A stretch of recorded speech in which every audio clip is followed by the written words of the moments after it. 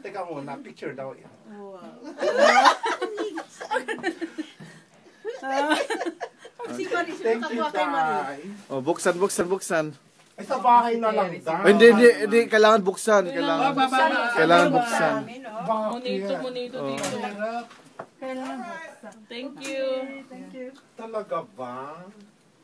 To John Esper. Ang magandang bitbitin Ano niyo. ito, Esper? Slow cooker ito. Kasi yung dalawa ni Jan. Kahit dalawa nagpalitan, Esper. Ano malay kung ikaw din pa nagkuma sa Kasi akin? hindi ko alam kung anong gusto mo. Eh, kasi dinunod ko lang yung pangalan mo ng Friday night. Kaya I don't type to. Please, John! Oh, naku yung pangalan. I'm not sure if that's Alam mo, tamang-tama ito, Day. Kasi stainless steel yung aking kitchen. I like I it. wasn't sure kung yun Hamilton dish. I thank you, Day. hindi ko alam. Ano tata? Tamang-tama. Magluto ka na. Wow. Pala tinitignan. Talaga. Hamilton Beach daw. Talagang Oo. talagang ano eh. Naku, tatlo na pala yung tawag ko, honey. Teka muna.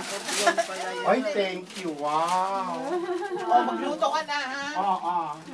Magluto ako sa akin. Sa next week niya magluluto na ako. Meron yata anong maliit? Wala. Wala ito ng isulong. Walang ismo yan. Oo, ano.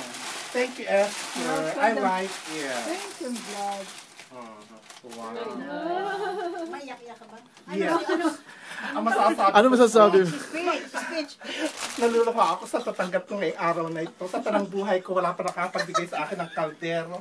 Nag-asawa ako, tagpadinyag. At nagpakasal, pero walang nagregalo sa akin kundi baso lamang. Sa araw na ito, ako'y nagagalak. Nagagalak po ako. Tapos po, salamat Ate Esper, kundi dahil sa iyo, wala akong ganito. I love you. Lalabas na sa YouTube.